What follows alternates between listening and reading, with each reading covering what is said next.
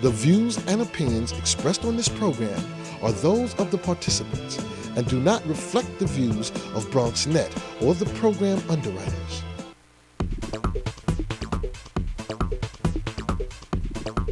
BronxNet. Your voice, your views, your vision. And hello and welcome to Open, the one and only show that opens the Bronx and the rest of the world right to you. I'm your host, Darren Jaime, and today we'll update you on what's happening in and around our community and around the world. First up, we'll bring you the latest headlines in local, national, and international news. And after that, we'll continue our Law A to Z series with immigration law. And a little bit later on in the show, the annual fair in the square is approaching. We'll find out more about the event and the efforts to revitalize the community. Plus, we'll sit down with an organization working to make our city a healthier place. And finally, we'll hear about a booming local business and what they're doing for the local economy. So stay tuned, because all this and much more is heading your way, because right now, we're officially open.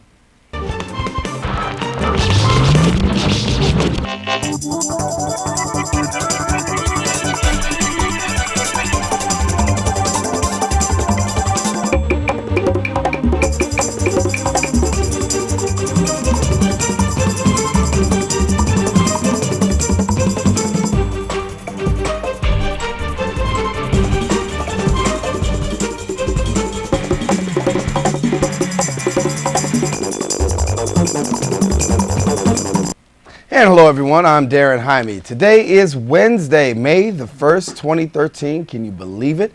Yes, it is. And of course, you're watching Open, the only live and interactive program bringing the Bronx and New York City straight to your TV set. We want you to be encouraged to stay connected to us. So you can find out about us on Twitter at BronxNet TV and Facebook at Open BronxNet Television. Well, leading things off with national news, President Barack Obama is vowing to take action to close the prison camp at Guantanamo Bay. The president promised to take this issue back to Congress, which blocked his earlier attempts to fulfill a 2008 campaign promise to close the camp. The promise was welcomed by campaign groups who urged the president to appoint someone to act immediately. On the international front, according to reports released by the National Statistics Agency this week, China's manufacturing growth has dropped in the month of April, leaving officials worried about the future of the world's second largest economy.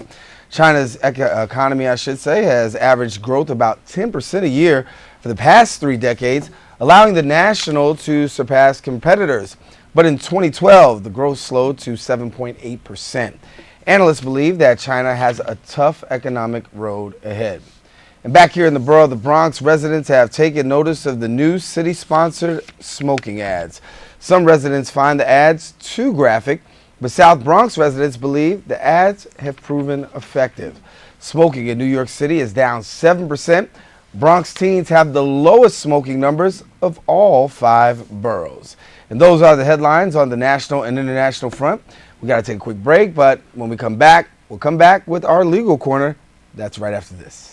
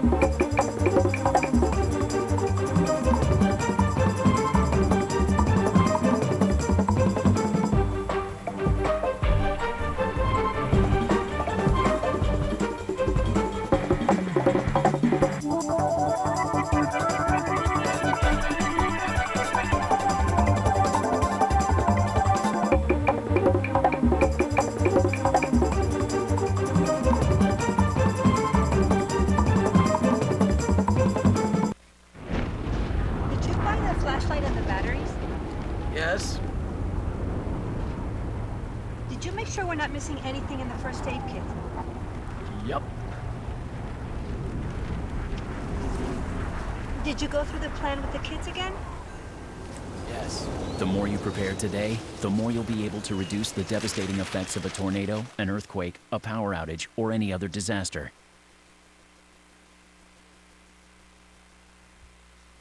And welcome back. Today in our Law A to Z series, we will discuss all you need to know about immigration law and your rights.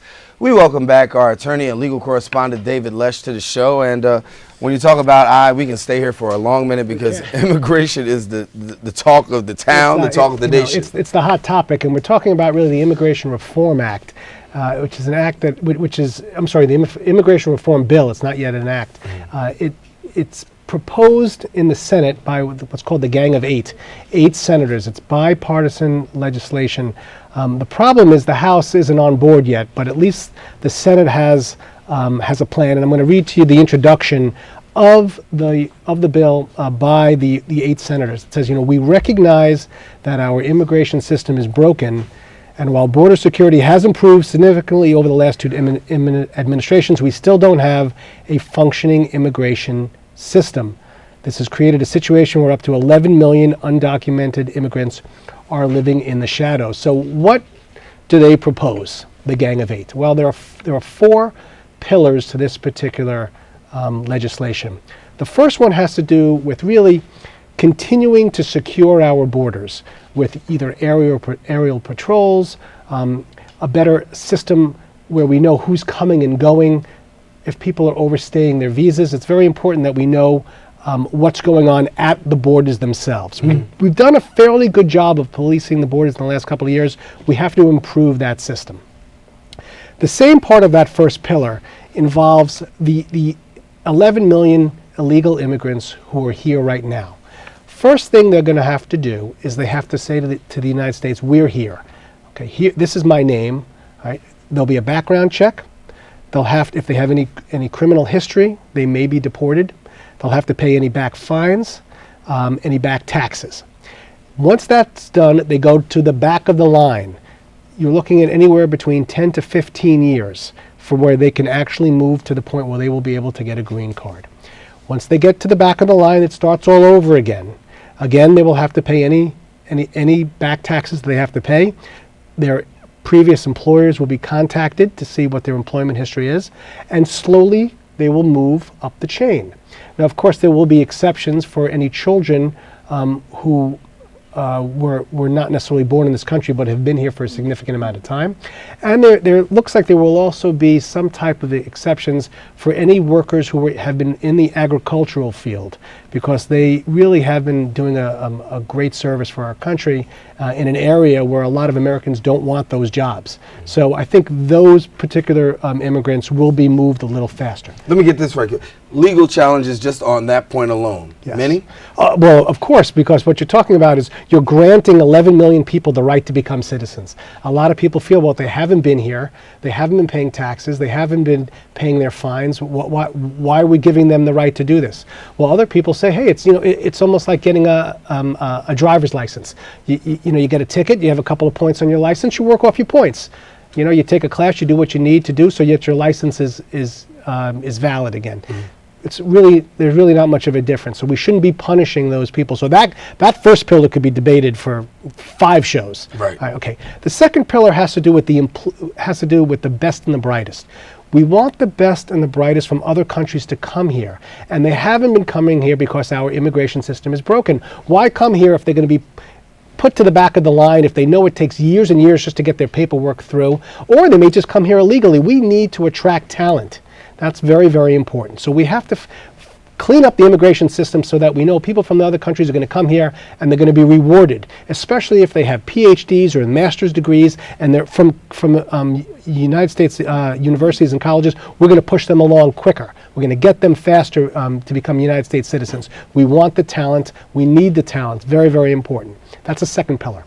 The third pillar has to do with the employers themselves.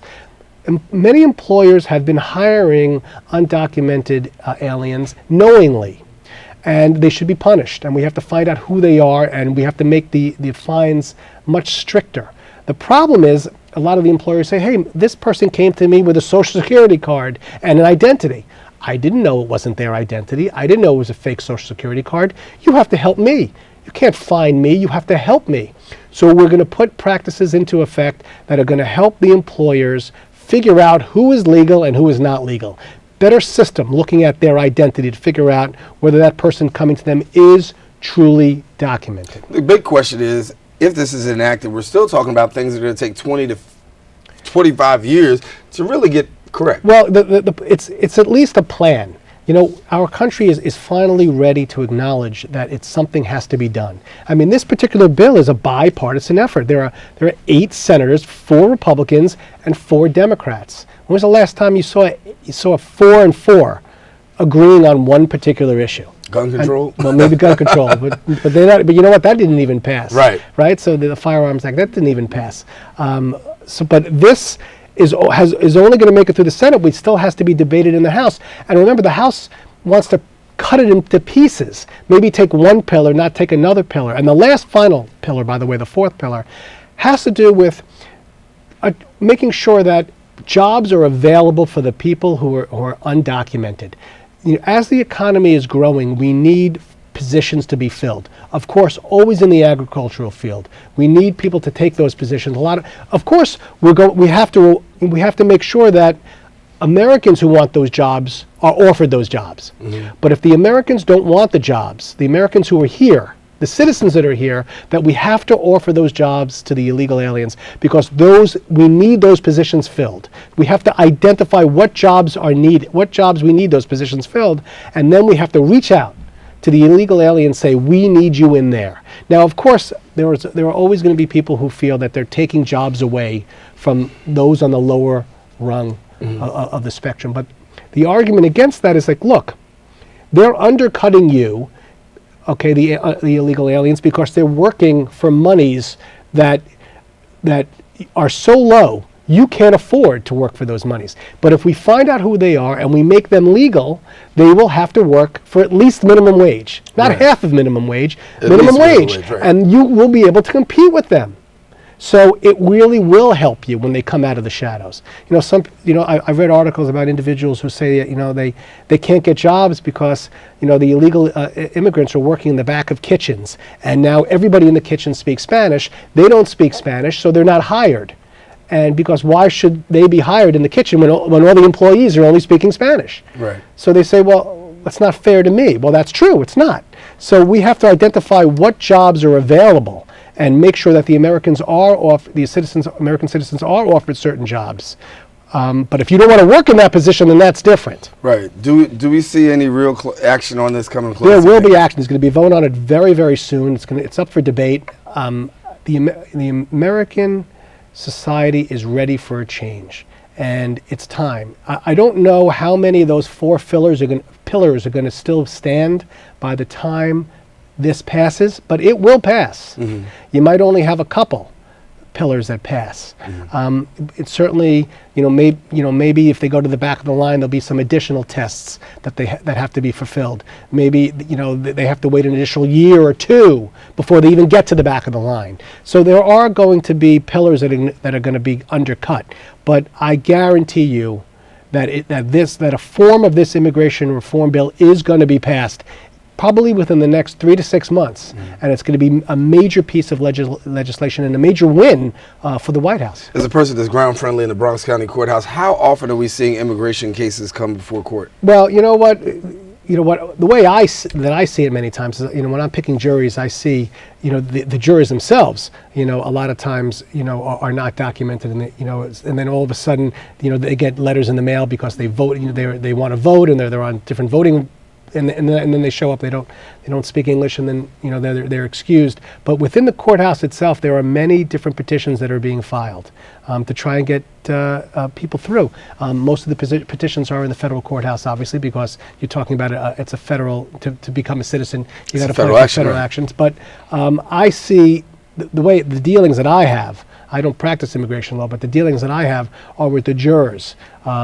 Who have come here and still have not learned English, and that's a problem because we want them to be able to sit and hear cases. But this is we could talk about this immigration reform bill for the next 3 months because it's going to constantly be debated. It will be maybe not the first thing on the news, it'll be the second or the third thing on the news. So, we'll move on to the letter J, but unfortunately the immigration topic will be around for a long time. And when we've done immigration shows here, I mean, we've opened up the phone lines and we've had to shut people off. I mean, literally hundreds of people on the phone. And there are really have attorneys, questions. unfortunately, who are taking advantage of a lot of people. They take their money, they lose their documentation, and if you don't get it right the first time and you put papers in, it's not like you get a do-over. You got to make sure your papers are in there and they're in there correctly. I know that from my family members, my mother who practices in immigration law. If you don't get that stuff in there the first time right, you go to the back of the line. So you got to make sure. Maybe we bring you back and you discuss that and let some people know Bring exactly her back. Right. That's what we should do. Whoever. Yeah, be good. Coming up on today's verdict, let's talk about that. Today's verdict, we've been doing a lot of shows on gun control.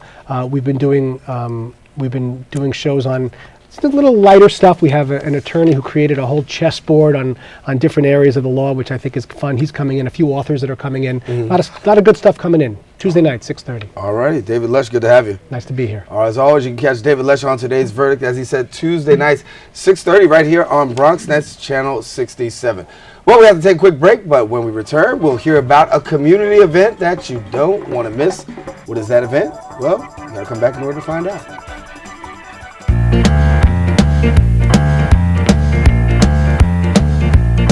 Well, bless my soul, what's wrong with me? I'm itching like a man on a fuzzy tree. My friends say I'm acting wild as a bug. I'm in love, I'm all shook up. Ooh, ooh, yeah. Well, my hands are shaking and my knees are weak. I can't seem to stand on my own 2 feet. Ooh, do you think when you have such luck, I'm in love, I'm all shook up. Did you find the flashlight and the batteries? Yes. Did you make sure we're not missing anything in the first aid kit? Yep. Did you go through the plan with the kids again? Yes. The more you prepare today, the more you'll be able to reduce the devastating effects of a tornado, an earthquake, a power outage, or any other disaster.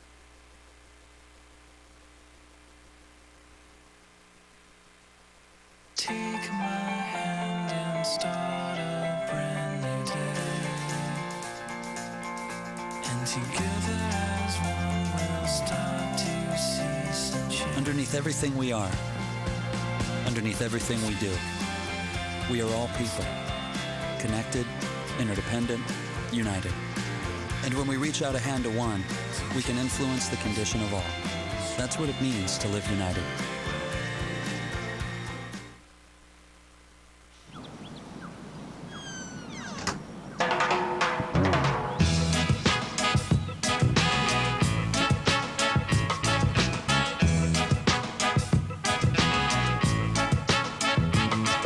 Hands can do incredible things.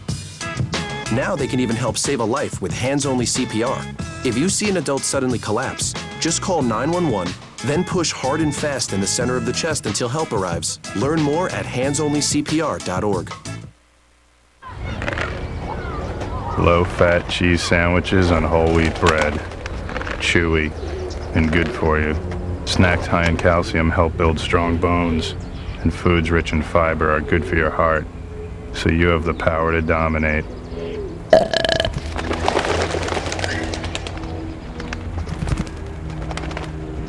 Can your food do that? Run, throw, think, eat better. Find out more at smallstep.gov. The Westchester Square Business Improvement District has a goal to stabilize, revitalize, and build economic growth in the community. On May 11th, in collaboration with the Bronx Council on the Arts and the New York City Parks and Recreation Department, they're going to host their 5th annual Fair at the Square. Now, here to share more about the Westchester Square Business Improvement District and the upcoming event is Greg Perry, who's the president of the Westchester Square Merchants Association, and Lisa Soren, who's the executive director of the Westchester Square BID, better known as the Business Improvement District. And welcome both back to the show. Thank you. So once again, this time of year, and it's got to be an exciting time for you guys. Very, very exciting. I mean, we have a fantastic show coming up this year. We have entertainment, okay, of course, we have the music, we have the dances, we have different cultures coming. The Bangladeshi community is going to be with us. What else we got? Everything from freestyle, old school, to Elvis Presley. They're all it's all going to be there. It's all there. And it's also a celebration of the area. And it's seen a lot of revitalization. I've been covering the Bronx for 16, 17 years, but when you look at Westchester Square, you got to be pleased with the renovation and the restoration of that area. Well, it's the passion that's been brought by the merchants, the Merchant Association. The bid in of itself is new, only in existence less than a year. So I'm stepping into a really good foundation that was set by the Merchant Association and the property owners and people who really want to see it lifted. So I'm gathering their passion and taking it one step further. So the changes have been amazing, and they're only going to get better. Yeah, Greg. I just want to just say one thing publicly. I really want to compliment Lisa Soren for jumping in with both feet. I mean, she's been fantastic. It's been a hard job to go around and get the merchants to be cohesive and everything else. And one of the things I must say about Lisa Soren is that she is a great listener. Okay, she listens to the members of the executive committee. She listens to the merchants, and she puts many things into action that we want to do. So I'm very pleased with it, and definitely we're so pleased with what's coming up this year for the show. I want to ask a question about the tie-in, because you have that public component, which people who just walk the streets and are involved in that neighborhood, and then you do have the merchants, and it almost has to be this fusion of both. Absolutely. How are you able to make this fusion occur, and really to get the merchants to even buy into this? Well, I think it's the excitement, right? The excitement is seen, it's heard. We've gotten wonderful media coverage. So, and the one-on-one communication with the merchants, they see it, they want to succeed. There's a big push behind small business services and the potential of growth for all our merchants. And then you have the community who loves going to the big shopping, co-op and all these Targets, but then you have those who want to stay in their community. So it's a really good mixture of offering our community what they want. It's a destination place. It's home. It's the main street of the Bronx. So on May 11th, what will people have the opportunity to partake in? Well, the community, first of all, will realize that we are definitely a major hub in the Bronx. We have the Hutch Metro Center, okay, which is right down the street, which is has been one of our major sponsors over the years. They're very cooperative with us. We have the school, which is Lehman High School, okay, that's right down the street. They work with us. Their culinary programs and so on. What is it? The flag bearers. What do we call that? The guards. Guards, right. Okay. There we go.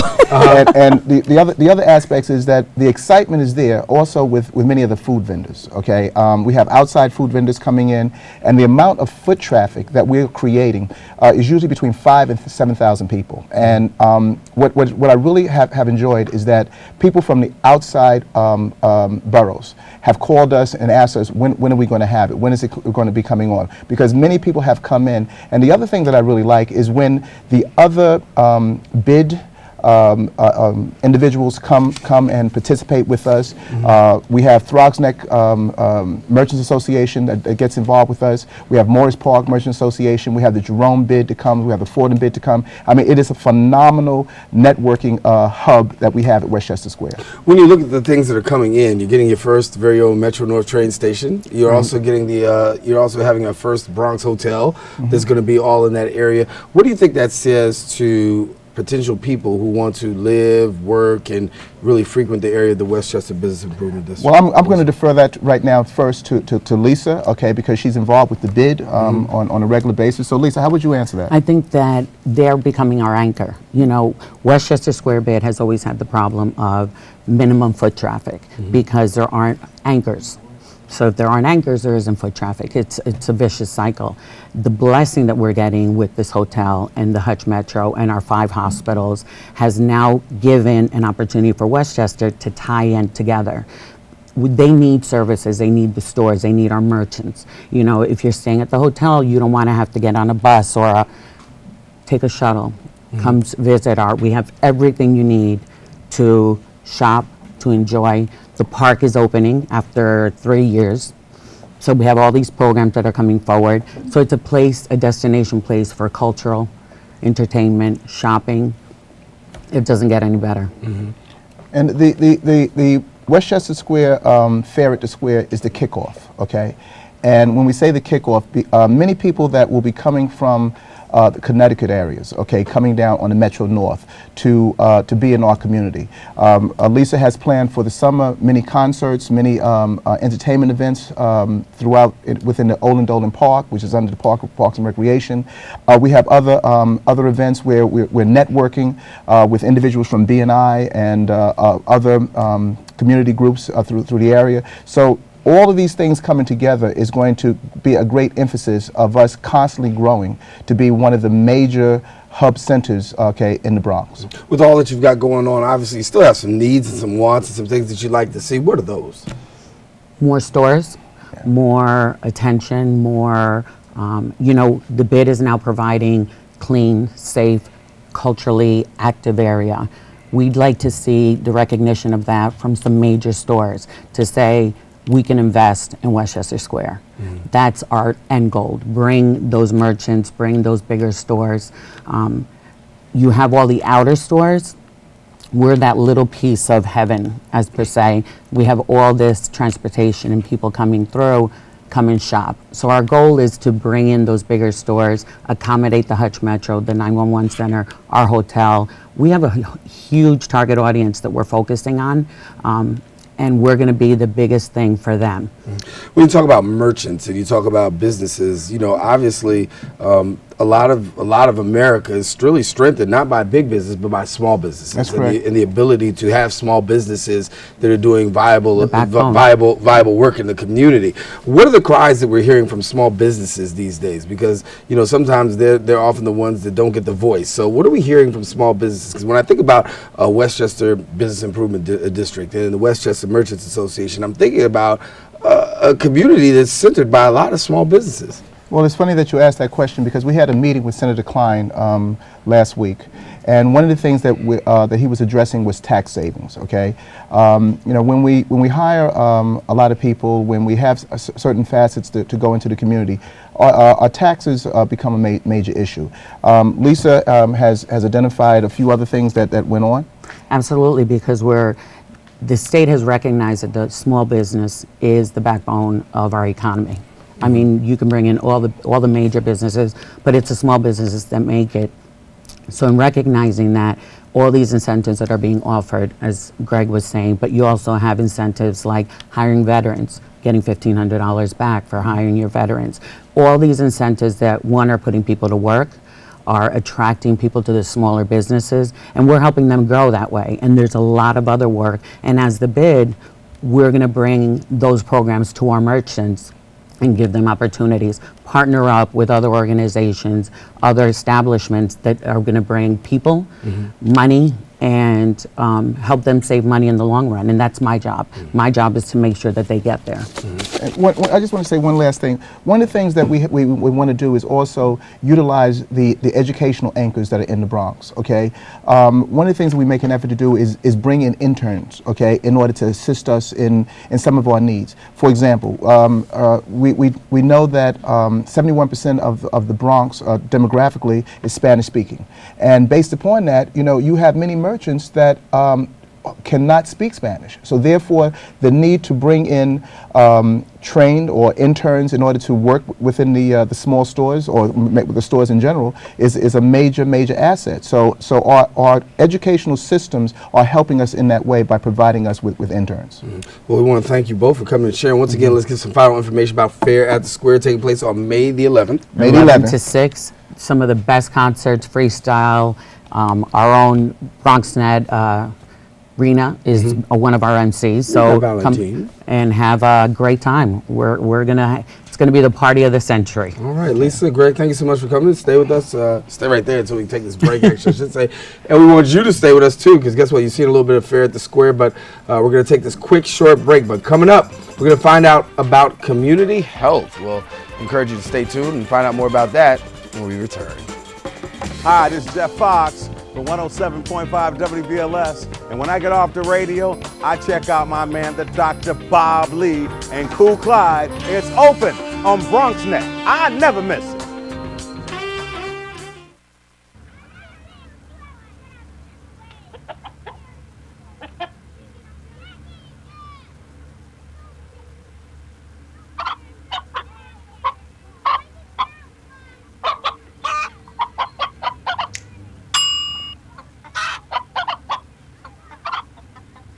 Separate raw meats from other foods by using different cutting boards. 3,000 Americans will die from food poisoning this year. Keep your family safer. Check your steps at foodsafety.gov.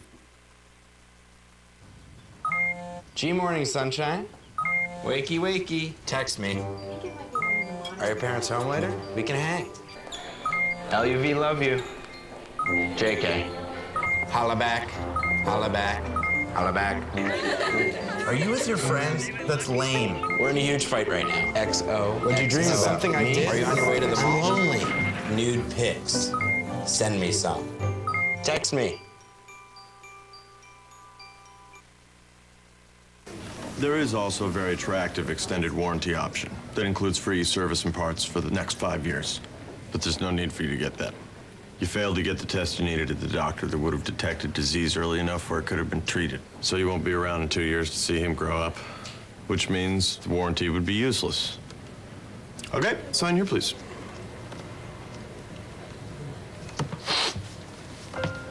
For a list of tests every man should have, go to ahrq.gov. Did you find the flashlight and the batteries? Yes. Did you make sure we're not missing anything in the first aid kit? Yep. Did you go through the plan with the kids again? Yes. The more you prepare today, the more you'll be able to reduce the devastating effects of a tornado, an earthquake, a power outage, or any other disaster. Alcohol is the third leading cause of death in the United States, and the numbers continue to rise. The Partnership for a Healthier New York City is working to address these problems through delivery of public education campaigns, and we are pleased to be joined by the Alcohol Program Manager for the Partnership for a Healthier New York City, Lena Orkin, and the Coordinator of Community Programs for the Archdiocese of New York Drug Abuse Prevention Program, Ms. Janet Bliss. That's a whole lot to say, but I was able to say it anyway. Thank you very much for both of you joining us. And obviously, as we said, you're coming out. This is May the 1st, but April was a very busy month for both of you. Yes, April was Alcohol Awareness Month, and so a lot was happening around the city as part of the partnership and other efforts that were happening. We had a huge event on April 10th where we used art and film to showcase the hidden harms of alcohol. It was great. We had dozens of organizations. Janet's organization was part of it as well, and we're doing lots. We also have a great infographic about the hidden harms of alcohol that we've been promoting. Lots going on, and just because it's May 1st doesn't mean our work is over. That's we have to right. continue to raise awareness. Well, can you give us a little bit about those hidden harms of alcohol? Because I think sometimes what we see is just, people just use and think, hey, it's okay, but there are some harms. Definitely. Well, we could talk about either the underage drinkers or the seniors, which is the area that we're moving into. Mm-hmm. I kind of see that more as the hidden population with Seniors, the hidden yeah, seniors, uh-huh. the hidden population, because as seniors are reaching 60 and 65. No one seems to want to address their use of alcohol mixed with medication. The medical profession, themselves, families, everyone. It's kind of like the adolescents. It's almost like a rite of passage. They lived all these years. Oh, let them have fun.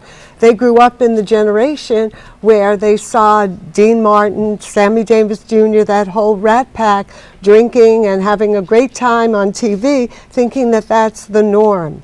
But now we're finding out, and much more research is coming out to show that that's not the norm, and there are risks involved. And just recently, talk about Alcohol Awareness Month, April 29th, the New York Times put out an article about the rising tide of substance abuse, focusing on the elderly. Very interesting statistics. They're saying the sense of magnitude of the looming mental health crisis for the year 2010 with 14 to 20% of the elderly have had either a substance abuse crisis or a mental health issue. And as the baby boomers are living longer, they're coming into that stage of life with even more a larger history of substance abuse as well. And we're seeing the graphic on the screen talking about adult binge drinking by income and gender. We just saw that graphic right there, and you're looking and you're seeing a lot of seniors becoming more involved. We're also seeing a lot of underage drinking that's becoming involved in too. Give a little bit about your efforts to really curb and bring awareness to underage drinking. Sure. So we definitely care at the partnership about underage drinking for many reasons. First of all, there's been a lot of research showing that the earlier people start drinking, the more likely they are to have problems down the line. There's actually some really scary research showing that alcohol use, especially in the underage crowd, is actually a major risk factor in the 3 leading causes of death for that population. So accidental injuries, homicide, and suicide, which is very concerning. And so we're really concerned about that. In the Bronx, and actually citywide, about 1 in 3 youth report ever drinking, which is really concerning because there are all sorts of other unintended consequences too. For instance, clearly when you're drinking, you might be more likely to not use a condom, which can lead to STDs and unplanned pregnancies, which is a huge issue, in the city and especially in the Bronx. We also have the issue of violence, which is definitely associated with alcohol, and those issues span the whole lifeline. It doesn't matter how old you are.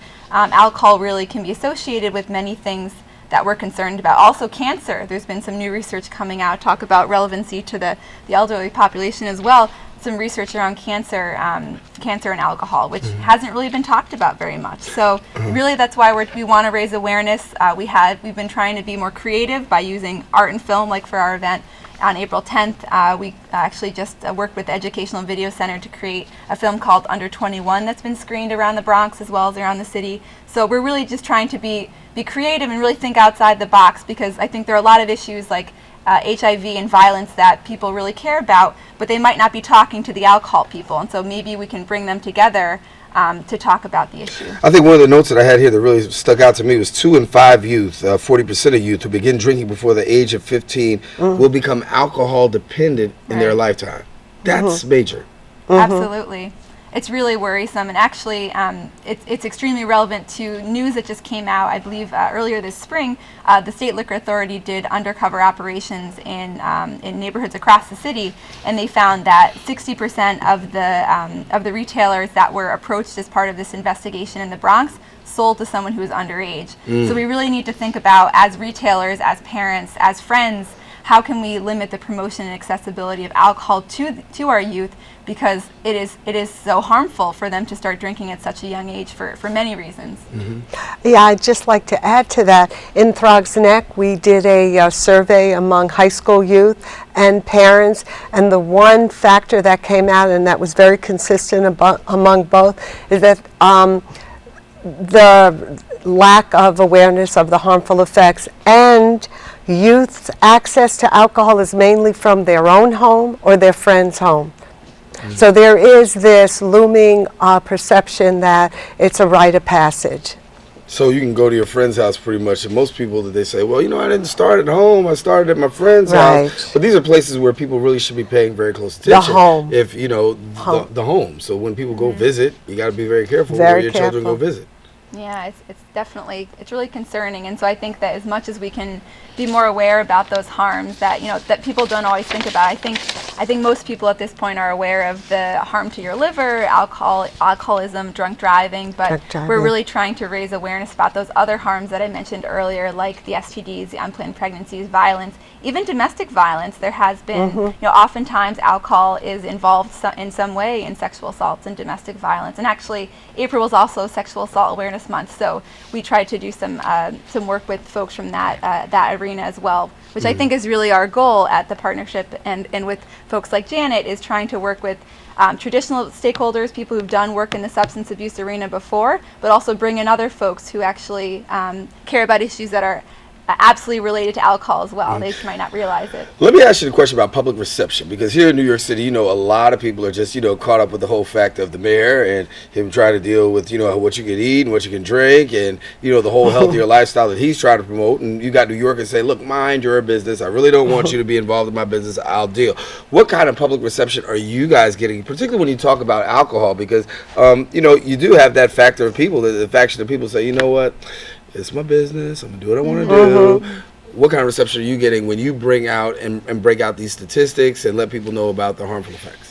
We've gotten actually a lot of positive reception. We actually did a project called Share Your Story, which is actually continuing, where we got postcards and we asked people to share their story about how alcohol affected them, someone they love, or their community. And I think at first people look at the postcard and they're sitting there and they're thinking, and then all of a sudden they write this amazing story. And we've been collecting the stories, and myself and my colleagues have been reviewing them and have been, really surprised by this, what people have shared. And I think once you start to think about how alcohol is part of your life or others around you, you come up with a lot of stories. And so that's where we start with the personal story, the connection. Then all the statistic, as you had shared earlier, the third leading preventable cause of death in this country. People start to listen and they start to realize that this is relevant to my life, and that I should care. I was just going to add also, I think one of the other important things is helping parents realize that what they say does matter. And what they do matters. And what they do matters. And that's one of the key things that embracing. So mainly if you're telling your kid don't drink, you shouldn't be drinking in front of your kid. Exactly. Okay, and especially getting in the car. So that's one of the key things is really raising awareness. And when parents feel like I did it when I grew up, my child is going to be fine, it's illegal. Right. You can take that risk, but just know it's illegal. And kids are drinking different than they used to. There's actually some research showing that, a couple of decades ago, kids were drinking mostly beer. That was their drink of choice. Now they're drinking liquor. Liquor has a much higher alcohol content than beer, and so it's a lot easier to get yourself in a really scary situation if you're drinking liquor. And so I think a lot of parents might not realize that it's a different environment these days. Kids are drinking different types of alcohol, which can lead to a lot more harms to them and to those around them. And what we've noticed with social media, that's where kids start seeing themselves on Facebook or Twitter or something, and then they're embarrassed, and that's where they start realizing, oh gee, did I do that? I don't want to see myself behaving that way. So that's another way that they themselves are somehow using social media as kind of mirroring their own behavior. And sounding the trumpet for all of this, and it definitely a notable cause and a most noteworthy cause. Question is about success rate. How do you monitor what kind of success rate you're having amongst young people and amongst the things that you're doing? Because, in this right now, we can admit it's an uphill battle. Is there any way to, get some gas in your tank to say, hey, we're having some success with this? Sure. Well, the Department of Health of the City of New York does measure regularly different pieces of data, like how often, how much youth drink, how often they're drinking, same with adults, what are they drinking. So there's a lot of data that's being collected on the citywide level, which, there's a lot that's happening in the city beyond what we're doing. And so that is something that you could look at to see what's going on. But I think that we've, at least at the partnership, been trying to collect more data of how people perceive the video that we're showing, how people perceive how the event that happened a couple weeks ago, how that went. And we're really seeing that folks are starting to change their attitudes a little bit, and I think it's been really promising. And for us, we've seen, as I said, we have done some surveys in our community, and we are beginning to see some change in attitudes. So that's a key. And one of the things, if I could just add a plug in, one of the things we have done, this is for the youth in our community, addressing the parents, letting them know the risk is real. These are bottle tags that high school students have been going around putting at stores, and so when parents go, adults go and purchase it, it reminds them. Teach your teen to think, not drink. Beautiful. So now, before we leave, and before I let you guys go, there might be a community-based organization, a parent, or somebody out there that's watching right now, saying, "Listen, I don't really," and because admittedly, there's some parents who don't know how to craft that message, and to bring that message home, where there might be somebody that's not just really familiar with talking about that, so they can bring you in. How do they go about bringing you in, and what kind of things do you offer to people to kind of like to get the dialogue going? Sure. So the Partnership for a Healthier New York City is a citywide organization, but we do have a coalition in the Bronx that's doing work around alcohol, and actually Janet is part of that coalition. And the next coalition meeting is on May 16th from 2 to 4 p.m. at the Walton Family Health Center. So I would encourage people, whether you're a community organization or just a community member who cares, to come, listen, and learn. We would love to have you be part of the conversation and be part of the solution. Also, healthiernyc.org has some great resources on the website, whether it's fact sheets or connections to our social media.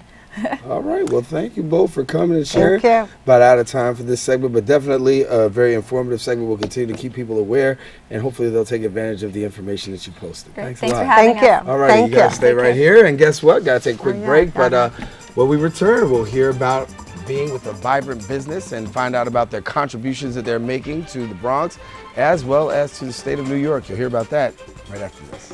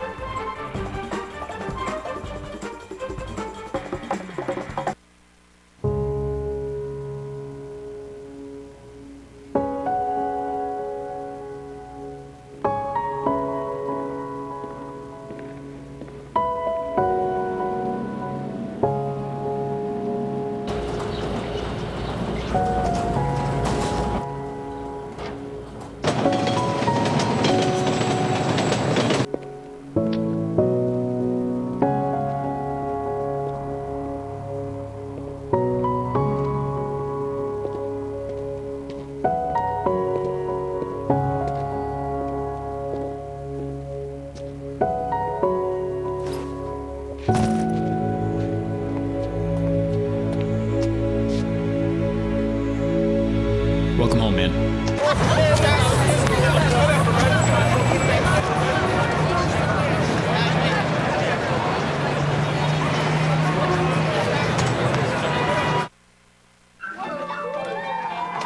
I'm lucky. Let me help you with that. I get to do something I love. It has nothing to do with touchdowns or titles. Everybody bring it in. I get to play a part in the life of someone just starting out. How many of you think homework is just as important as teamwork? I help keep kids in school. Good. And that's the name of the game. My name is LaDainian Thomason. I don't just wear the shirt, I live it. Give, advocate, volunteer. Live United.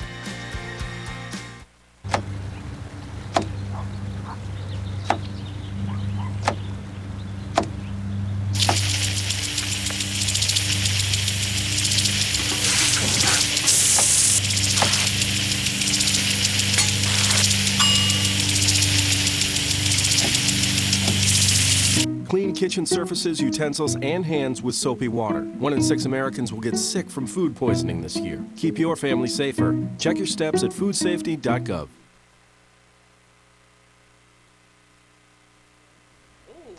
We're back here on Open, and when Darren Jaime here with you, we want to take the time to tell you that make sure you can check us out on the World Wide Web by visiting us at www.bronxnet.org. Be sure you can also hit us up on our social networking sites, that's Facebook as well as Twitter. You can find out more information about Open as well as BronxNet Television. Well, the Empire City Casino has continuously created jobs and provided entertainment to Bronxites throughout the entire state, and throughout the entire state. And we now want to welcome Ms. Taryn Duffy, who's the Director of Public Affairs at the Empire City Casino. And Hi. good to have you. It's great to be here. Thanks so much for having me. Great. You're our next door neighbor. We literally are. Literally are. And many people that drive by, well, give a little bit of history because, the casino's been there for a while and some people still don't even know it actually exists. I know. Do you find that to be the case? Well, it's really amazing. We had 8.4 million visitors in 2012, and still I speak to some people and they're like, I pass it all the time and I've never been there. Right. So, yeah, it's pretty amazing. It's pretty amazing how many people just yet haven't come in, but so many people have, so that's a good thing. For the people that have, obviously, it's an opportunity for them to do gaming, of course. Right. But when you look at it from the casino perspective, in addition to gaming, you have the entertainment component, but then you also have that business component as well. Yeah. And I know, here in the borough of the Bronx, we talk a lot about business, and we said before, we talk a lot about the unemployment rate here in the borough, but you guys do a great job of employing people. We do, and it's actually really, it's an exciting place to work, and it's a great family to work for. The Rooney family has owned that property for over 40 years, and the track is historic. Yonkers Raceway has been in existence since 1899, and it was converted into a full casino about 6 years ago. So we employ over 1,300 people right now. 400 of them at least come from the Bronx. Wow. So we are a huge Bronx employer. We just completed, or at the tail end of completing, a $50 million expansion, which adds 2 new restaurants, a craft cocktail lounge with retro bowling lanes, a huge, beautiful new gaming floor, and we created 200 additional jobs with that expansion and 100 construction jobs. So we are right now hiring. We have about another 100 positions to fill through our 2 new restaurants. So anyone out there that has experience in hospitality and food and beverage, front of house and back of house, please visit our website and apply online because we are absolutely looking for great talent. So in the process where people say there are no jobs out there, you're saying, we got a few left. We are the rare occurrence, yeah, and it's great to work for a business that's able to do that. It's definitely smart business acumen that creates that environment that constantly reinvesting in the property, keeping it fresh. We're an entertainment property, so we put everything under one roof. We'll have 4 restaurants, a huge food court. We do live harness racing. We're the second most successful harness track in the country. People don't realize that, but it's fun. I mean, you can go and have dinner trackside and watch the races and have a great time with your friends and yell. Who gets to yell in the middle of a race? Yeah. Or in the middle of a dinner? I was going to say, because when you talk about the Empire City Casino, a lot of people think that it's one of the most underrated or it really is. And there's a lot to offer up under the roof. Well, there's so many secrets to it. Every Wednesday night we do a comedy night, and we bring in comedy talent from around the country. And it's $5 when you show your Empire Club card, which is free to get. You get a free drink, and people are like, don't tell anybody about this. This is my own little secret comedy club. I love it here. We have live entertainment 7 days a week. We do dueling pianos in Dan Rooney's, which is our new sports pub. We have every type of live band. We did summer concerts last summer outside on Sundays, which were a huge hit. We had Pat Benatar and Sarah Evans and Spin Doctors and all sorts of great people. This year we're doubling that in size, so the caliber of talent will be that much bigger. Talk about the summer, because the summer's around the corner. I mean, my gosh, I know. can't believe it's May the 1st, but I mean, I know. You got a lot of interesting things that go on during the summer. What goes on? Well, the summer concerts are going to be big. It draws a lot of people. So every Sunday, there's going to be some really huge talent there. But outside in the evenings, watching the races, there's always something happening. We always do great summer fun promotions. So there's always giveaways, and everybody's hitting jackpots at some point. So but really, it's not just the gaming, and I think that's what people who come there really enjoy most about it. They can try a different restaurant every time they come.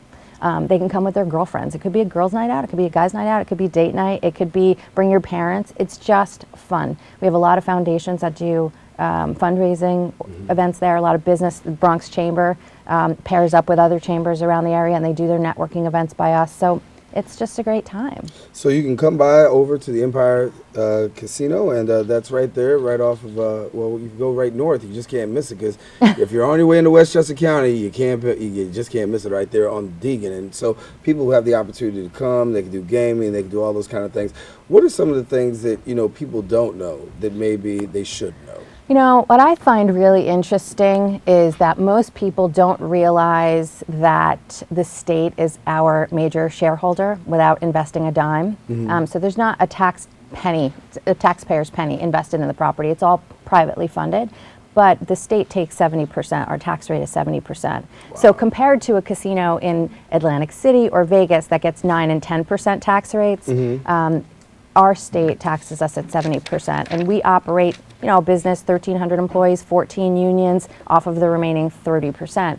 But it's for a really great cause because we are regulated by the state and the lottery, and the bulk of our money goes through the lottery to pay for education. So to date, in just 6 years, we've contributed over $1.7 billion to education, directly to education. $1.7 billion, which is phenomenal. So there are actually 9 tracks in the state that have VLTs, which what we have, like the slots. We don't have live tables yet. But so from those 9 tracks, the state's gotten about $3.8 billion for schools. Half of that has come from this one property. That's how successful it is. I want to talk to you about, you've also received the Excellence Award at the Cities and States Above and Beyond ceremony.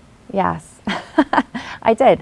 That was great. It was it's wonderful to be recognized. So it was a proud night for me to be, and there were some really amazingly accomplished women amongst that group. So it was a nice recognition. So when you talk about the work that you do, obviously you do a lot of, you know, selling, if you will, or sharing about the casino. What is it that people want to see?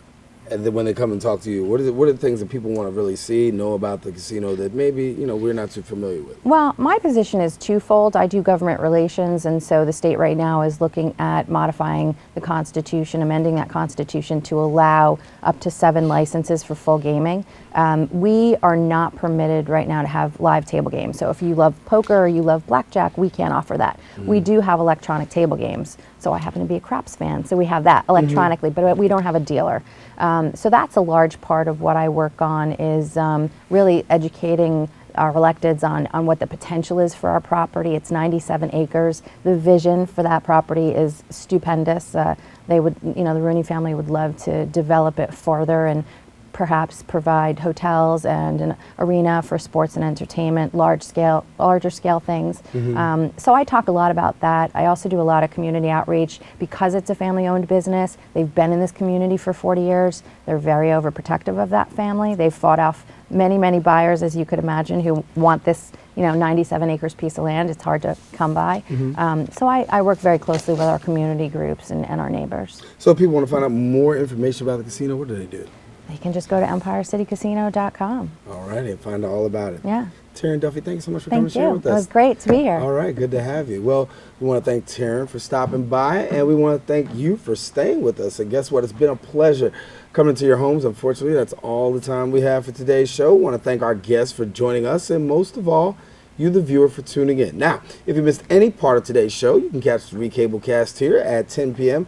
on Cablevision's Channel 67, Verizon Fios, that would be Channel 33, or, you know, you can watch us anytime on the web. And we encourage you now to have a great week. Don't forget to keep your heart, your mind, and most of all, this channel wide open. Aaron Hyman, signing off. Take care. Thank you. That was great.